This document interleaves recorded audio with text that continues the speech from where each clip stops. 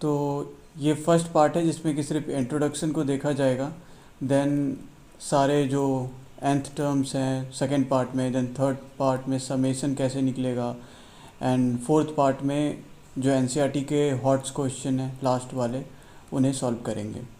तो इस तरीके से हमारा कोर्स चलेगा। तो आते हैं इंट्रोडक्शन पे।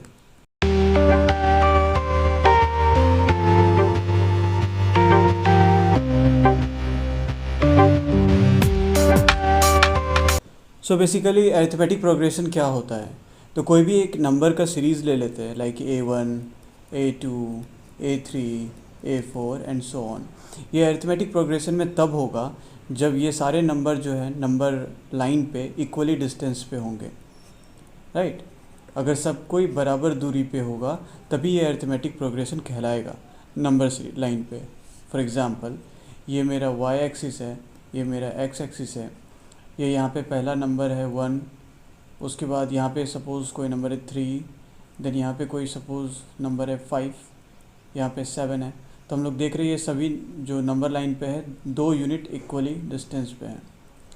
तो ऐसे सभी नंबर्स को हम लोग क्या बोलेंगे, अरिथमेटिक प्रोग्रेशन में ये नंबर्स हैं, चाहे वो एक्स एक्सिस की इधर ही क्यों ना हो। अगर यहाँ पे भी एक्स एक्सिस में कोई इस जगह पे -1 भी है तो भी अरिथमेटिक प्रोग्रेशन में आएगा, क्योंकि -1 से 1 जो है 2 यूनिट एक्स्ट्रा है, तो ये अरिथमेटिक प्रोग्रेशन में आएगा। इसका फ़ायदा क्या हो गया, तो इसका सबसे इम्पॉर्टेंट फ़ायदा क्या हो गया कि अगर हमें पता चल जाता है कि कोई भी नंबर अरिथमेटिक प्रोग्रेशन में है, दैट मीन्स हर एक नंबर एक दूसरे से इक्वली डिस्टेंस पे है, तो इसका मीन निकालना काफ़ी आसान हो जाता है।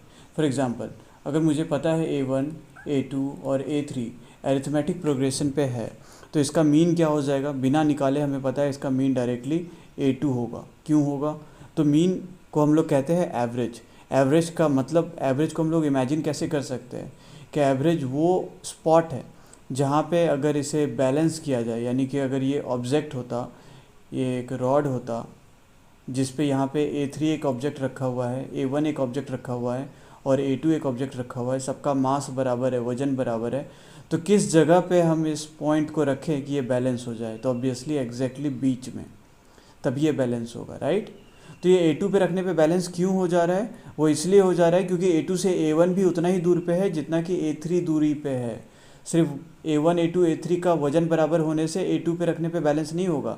अगर A3 नज़दीक है तो ये इधर की ओर टिल्ट हो जाएगा। ये समझ में आ रहा है। एग्ज़ाम्पल, अगर यहाँ पे कोई 2 kg का ऑब्जेक्ट है, यहाँ पे 3 kg का ऑब्जेक्ट है, यहाँ पे 5 kg का ऑब्जेक्ट है, और अगर हम बीच में ऐसा पॉइंट रखें तो ये इधर की ओर टिल्ट हो जाएगा। डैट मीन्स एवरेज क्या होगा, एवरेज को थोड़ा इधर रखना होगा, 3 kg से ज़्यादा एवरेज आएगा। इसको कैलकुलेट करके भी देख लो, 3 2 5 5 10, 10/3 क्या हो जाएगा, 3.333, यानी कि 3 से ज़्यादा, यानी कि ये जो पॉइंट है इसको थोड़ा इधर रखना पड़ेगा।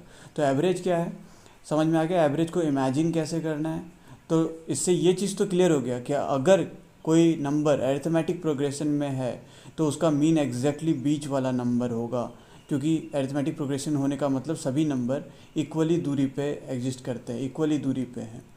तो ये अरिथमेटिक प्रोग्रेशन का बेसिकली इंट्रोडक्शन हो गया। खैर यहाँ पे एक और बात बता देते हैं। For example A1, A2, A3 and A4 4 number है, तो इसका मीन क्या हो जाएगा, ऑब्वियसली इन चारों का निकालने का ज़रूरत ही नहीं मीन, सिर्फ इन दोनों का मीन निकाल लेंगे तो कहीं सेंटर पे आएगा। और इन दोनों का मीन कैसे निकलेगा, A2 + A3/2 करेंगे तो कहीं एग्जैक्टली सेंटर में आएगा, तो यहाँ पे मीन आएगा। तो फ़ायदा क्या हो गया, देखें, अगर एग्ज़ाम में आता कि A1, A2, A3, A4 का मीन निकालो, यानी कि एवरेज निकालो, तो हमें क्या करना होता है, A1 + A2 + A3 + A4, right, और इन सबको बाई 4 करना होता, इतना मेहनत करना पड़ता। बट क्योंकि हमें पता है ये सभी नंबर्स अरिथमेटिक प्रोग्रेशन में है, तो हमें बस क्या करना है, A2 + A3/2, that's the mean, that's it. तो समझ में आ गया मीन कैसे निकलना है और अरिथमेटिक प्रोग्रेशन का क्या